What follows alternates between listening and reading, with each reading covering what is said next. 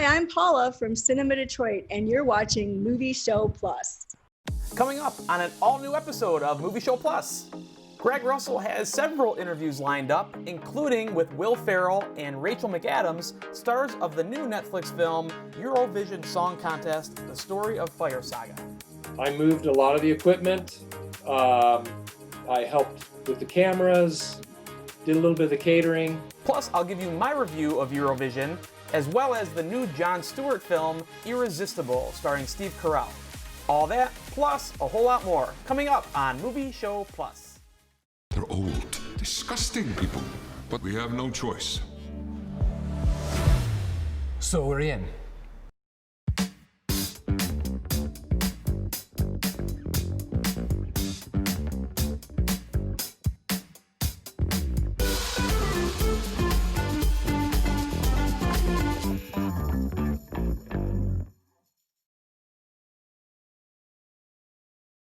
So welcome back, everybody, to another installment of your favorite show, Movie Show Plus. I'm Tom Santilli, film critic for Movie Show Plus. I'm here with Mr. Greg Russell. Hello, Greg Russell here, and I'm in Detroit this time, Tom. How do you like that? I was going to say, at first I wasn't sure if that was just a nice sunny day or if it was yet another green screen behind you there, but we never know where you are in the world. But right. It's good to have you home. I figured I'd stay home. I'd stay home. It is good to have you home, man. So lots going on in the movie industry. We're going to do kind of a new twist on an old segment here. People that watch the show for a long time know that we always usually start off the show with a segment called What's Hot in Hollywood? And it's usually kind of like a featurette or, some news. We're going to filter some of this, Hollywood news through the filter of your favorite two critics, I hope, Tom and Greg. That's us. Let's start. What's hot in Hollywood? Okay, so all right, Greg. So the first thing that was kind of the late breaking news in the last week or so, and really has been the story of the summer, is really all these movies that are continuously being pushed back or sent to streaming. Tenet, the Christopher Nolan movie, was supposed to be the first big Hollywood blockbuster to make it to theaters. July 17th was the release date. It's now been pushed back to the end of July. Wonder Woman 1984 was set for August. They just recently announced that has been pushed back to October. And then even as recently as a couple days ago, I'm sure everybody's sad about this, but the SpongeBob movie has even been yanked from theaters and is now on streaming. Which, of course, the Scooby-Doo movie did that, and the Trolls movie went to streaming. Lots of movies have been moving to streaming. So I guess, Greg, what's your take on this? Do you feel like we're gonna be back in theaters? I mean, it started off like, hey, maybe it's June. Then it was July. Now it's like maybe August. What do you think? It's one of those, like you said, it's one of those hard things. I mean, I understand the theater owners completely. Yeah. I mean, they've got these great businesses, and also with the consumers. I mean, people want to get out. They want to see movies the old-fashioned way now. Yeah. But yeah, there's still a lot of concern. And like you said, I think, they keep pushing everything back, thinking that maybe the theaters will open up more. Because you've had the folks on, and we've talked with them about how it might be like you and your wife or me and my wife can sit next to each other, but then there'll be 2 seats, or 3 seats empty on the other side. Right. So it's almost one of those where right now they're getting like $20, per pop for video on demand. Right. Which is pretty much what you'd be paying for the 2 tickets, anyway. Sure. So I'm thinking that even if they do push this stuff back and still want to have a theatrical release, they're still going to probably do it on video on demand as well. It's just one of those truly wait and see things. The other piece of the puzzle is the second piece of news that I wanted to bring up for our viewers this week, which is not only are movies getting pushed back, but everybody was kind of wondering, like, what's going on with award season this year? You know, because usually, like, is the Oscar going to go to Sonic the Hedgehog? Because that was, like, the only movie that came out this year. But the Oscars, of course, as they are the leaders in the industry when it comes to the award shows, they announced recently that the Oscars are indeed going to be pushed back all the way till April 25th of 2021. Wow. And with that, the eligibility period for film is going to be all the way through February. So right after they announced that, a couple of the other big ones followed suit. The Critics' Choice Awards that we're both a part of. Yep, our group announced that they're going to return for their live Critics' Choice Awards on the CW network on March 7th, which is about 2 months behind for them. It's usually later, in January. than usual. Yep. And then the Golden Globes now even took the Oscars' old date and are now at the end of February. So all the awards are kind of moving into late February, March, April. It's kind of weird, you know, the movie landscape. Usually we get all those Oscar kind of movies in November, December. I wonder if we're going to start getting January, February this year. What do you think of all of the flux with the award shows?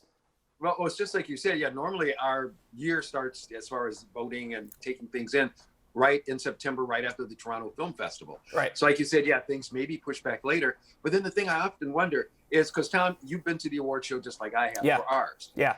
And it makes me wonder, what are they going to do? Because, I mean, this is this big group of people. I mean, hundreds, thousands, And we're all kind of like glommed together, and people want to, you know, go over and talk to their favorite star. We all have our favorite celebrities, but most of them are a little quirky. Do they want to come out of their house and go into a room with us from Michigan, some guy from New York, one from New Mexico? I mean, you know, or are they just going to say, if I win, mail it to me? It seems like a disaster waiting to happen. You know, and one more thing that you can kind of be an insider on is, you know, again, we joked at the beginning of the show about, you know, where in the world is Greg Russell, but you really usually are this is a time of year you're usually flying all over the place doing junkets. Behind the scenes, you know, have you heard anything in terms of the future of the junket industry or the interviews? Well, you know, we talk about that as well when our groups all get together. And personally, I don't think there's going to be anything, at least for the rest of this year. Okay. Because things have to be figured out, you know, with the airlines, the hotels. And again, like you said, does the star now want to be in that room with you? Where, true enough, we're already social distance. We're about, you know, 10 feet apart. But you're looking at people constantly going in that room. Now, I know the days of handshakes gone, you know, like that. But when you interview Halle Berry, I notice you move your chair a little closer, like maybe 8 feet away from Halle Berry, possibly. And she still owes me that hug from when she was sick the last time that I now know I'm never going to get. Oh, man. As most of you people have seen, you know, like the stuff that Tom and I do when we talk to somebody, they're all just like what we're doing now, these Zoom interviews. And the studios have, you know, gotten onto them because they still want to get the word out about their product. Yeah. And they're beginning, I mean, people are now kind of used to seeing them this way. Sure. Also, the studios will be saving, they save a lot more money doing this. So who knows? This may be the future of movie interviews. Wow. Who knows? Well, that, folks, is what's hot in Hollywood. Okay, so Greg, you know, on the show today, you've been busy, as you mentioned. There's been a lot of Zoom interviews. You got a lot more interviews coming at them. Why don't you tease the folks with some of the upcoming interviews on today's show? Well, today, and I'm even going to have to look down because there are so many, I couldn't memorize them on my own. Yeah, right. We've got the brand new Will Ferrell movie. It is called EUROVISION Song Contest, The Story of Fire Saga.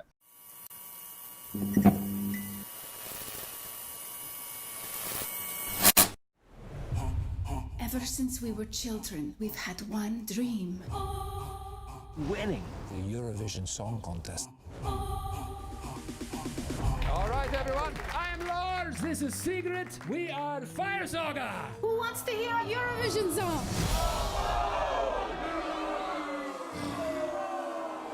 Hey, Will, how you doing? Greg, I love you're in the basement there. Yeah, I am. Yeah. It's my basement bunker. Enjoyed your movie, and I mean, you're kind of like the triple threat guy in this. One of the stars, one of the writers, one of the producers. What else did you do? Yeah. I moved a lot of the equipment.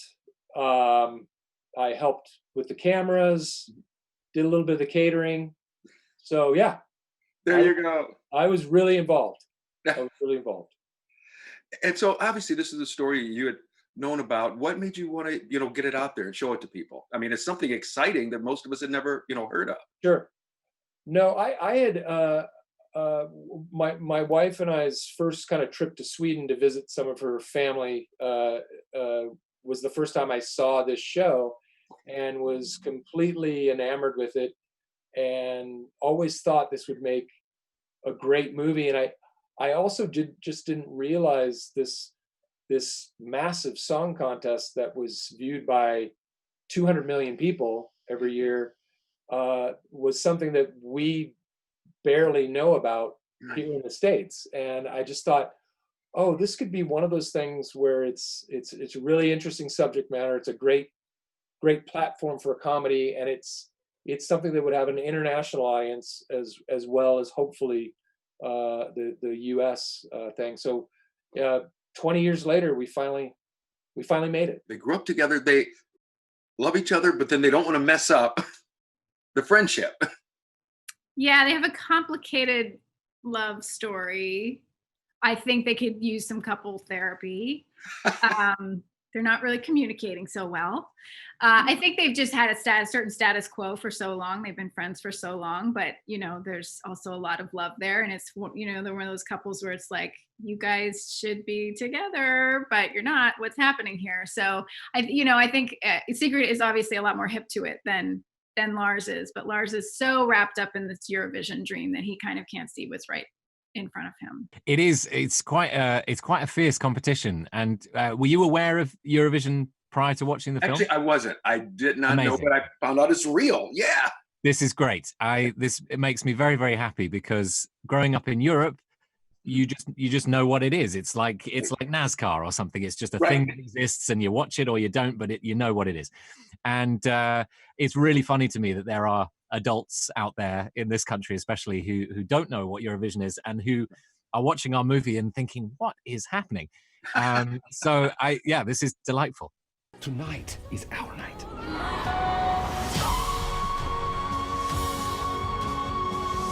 You don't have a single chance of making it.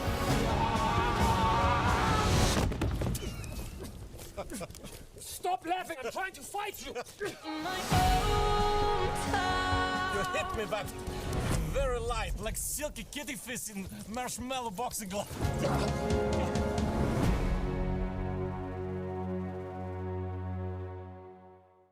So, Greg, that was awesome.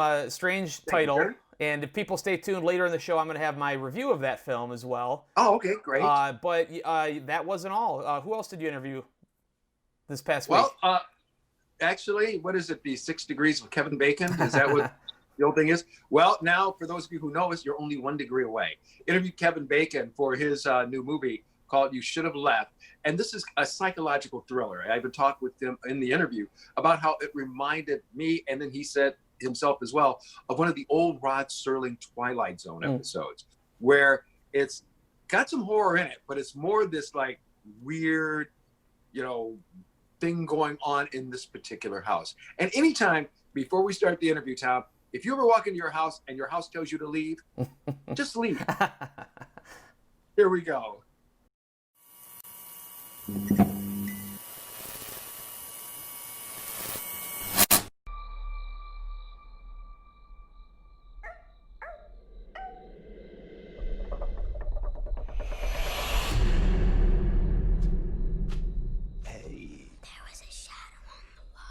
I know it's fun, but it's time to sleep. Good night, honey.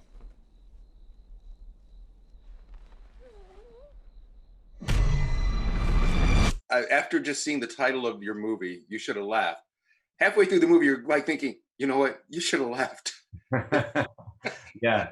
That's one of those great kind of horror movie moments when you sit in the theater and go, no, get out.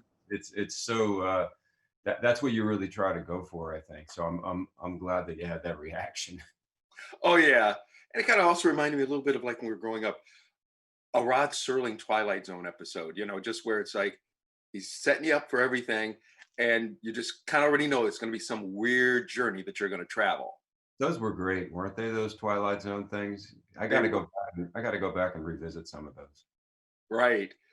Now, here you are in the movie. You and Amanda Seyfried are married. You've got a little girl. You think it's just going to be this, nice trip over to Wales. She's got to work.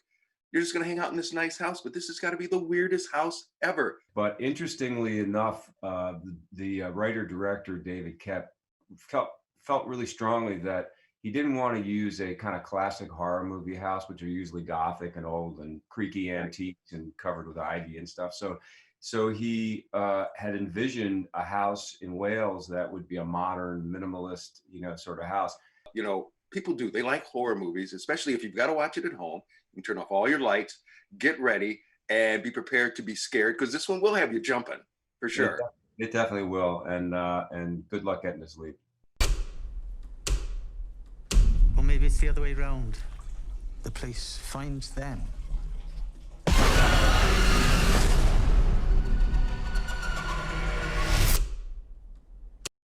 So, Greg, another film, we talked about earlier about a lot of movies shifting and moving. My Spy is a film that you had a recent interview.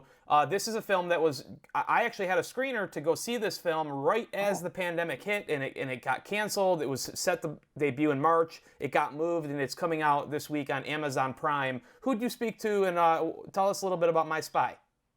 I talked to the young lady, Chloe, who is the, precocious little girl. You've probably seen her in all the ads. Yeah, she's very nice. Got to talk to her about what it was like to work with Dave Bautista, who I'm quite sure to her looked like the jolly green giant, because she was 9 when she did this movie.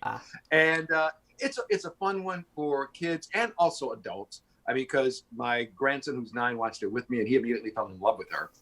So I did get a shout out for him from her. But cool. Fun movie, nice family movie. And like I said, she is just great, and I hope she has a great future in movies, and you'll be able to tell why I'm saying this by watching the interview right now.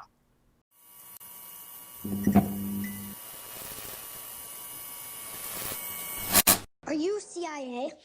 How'd you get in here? Oh, okay, she has a camera. She might be streaming. If Kim finds out we got made by a 9-year-old, my career's over. What's the option? Kill her. Make it look like an accident. Yeah, maybe the stairs. What? Wow, still recording. I just have to tell you, one of your biggest fans, my grandson, just loved the movie, and he enjoyed watching it with me. And he said, "Can we watch it again and tell her I said hi?" So Jaden says hello. I'll start it out like that. Well, thank you so much. Say hi back to him.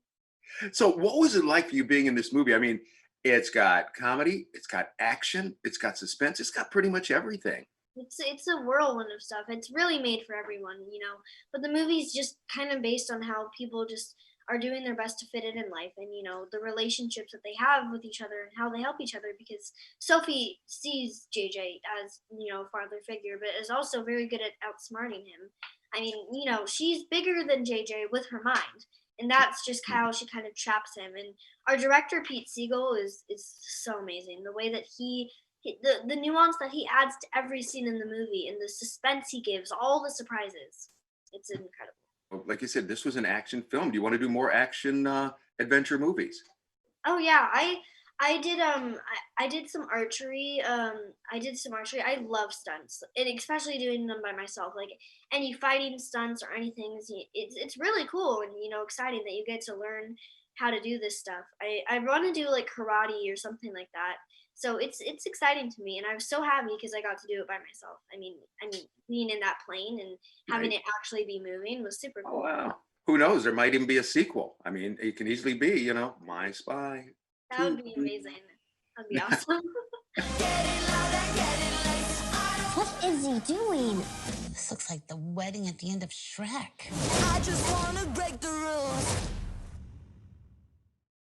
As we had last week on the show, you can go to movieshowplus.com/Black Lives Matter for a list of several very important films that we recommend that you check out to educate yourself and to learn better through film about systemic racism in America.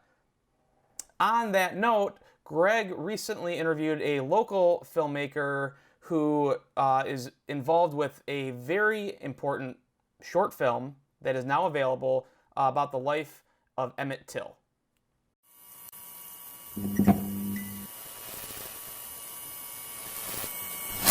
And welcome back to Movie Show Plus. I'm Greg Russell, and as you know, we like to showcase local and independent filmmakers. Today, been joined by a very special lady. This is Rita Liegl. Good to see you, Rita. Nice to see you too, Greg. And she is a Detroiter, and she did a movie a few years back, which now is more relevant than anything, and it's called Till We're Free, and it's the Emmett Till story. Tell us a little bit how you got involved with that, Rita.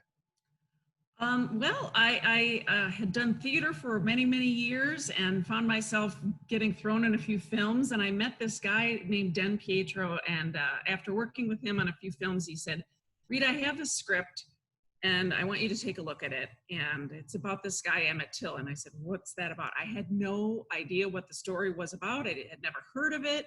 And I'm a pretty educated lady. And I was shocked after reading this that in my schooling, I never came across it. I had heard of Martin Luther King. I knew Rosa Parks. I didn't know about Emmett Till. And when I heard what happened to him, I knew in my soul that somebody had to make this movie. We had to get this message out, and people had to see what hatred does. It's a short film, so it's 20 minutes. But it is the most powerful 20 minutes I think that a person will see. Rita, thank you so much for being with me today. Thank you, Greg. Again, very powerful film. Please check it out, folks. Like I said, it's 20 of the most powerful minutes you'll probably ever have watching a film. And get involved. Get involved. Write to your senators. If you can't protest because of COVID, and we understand, please make a telephone call, make a donation, get involved, and make a difference.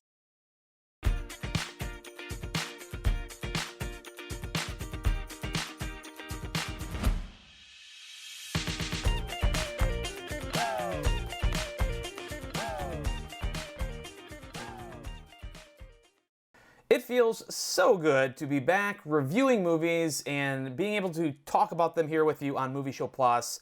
I have a few reviews coming up right now, including the Eurovision movie starring Will Ferrell and Rachel McAdams. Was it any good? It's on Netflix this week. Also, my review of the film Irresistible. It's written and directed by Jon Stewart, stars Steve Carell, Chris Cooper. And then there is the family-friendly film 4 Kids and It, which you can find as well coming this week. What did I think of these films? Here we go. The new political comedy Irresistible doesn't seem to cover any new ground. It's far from perfect, and it feels like somewhat of a disappointment considering that it's coming from Jon Stewart, who wrote and directed it. But there are several shards of sharp satire found within his script, even if the story itself could have used a bit of refining. Steve Carell plays a Democratic campaign consultant who travels to small-town USA to get an ex-Marine, played by Chris Cooper, elected as mayor. Rose Byrne is the Republican yin to Carell's yang, and some of the best moments are when the two share the screen, which isn't often enough. Some of the messages and the overall point of the film, delivered with somewhat of an implausible twist ending, are pure Jon Stewart, as he raises several interesting points about how corrupt and broken our political system is, especially when it comes to the injection of money into the process. Now, many might expect that a film from Stewart may only take jabs at one political party, but he addresses flaws on all sides of the spectrum. Much of the film, though, ironically, doesn't pack much of a punch and feels a bit generic. If the entirety of the film was only as fierce and precise as one of his Daily Show monologues, Irresistible would be simply that. But even as it is, a bit soft in the middle, it's not all bad. That's not a ringing endorsement, but it's just barely enough for a recommendation. I give Irresistible a B-. Winning the award for the worst movie title of the year, EUROVISION Song Contest: The Story of Fire Saga is now available on Netflix, and it stars Will Ferrell and Rachel McAdams as 2 friends who represent Iceland in the Super Bowl of pop music, Eurovision, a contest that is not widely known in the United States, despite having been a staple of pop culture in Europe for several decades. That disconnect might be a turnoff for us American viewers who are unfamiliar, but I don't think we'd mind as much if the movie was just consistently funny. It's not. And at just over 2 hours, it feels bloated and way too long to be effective.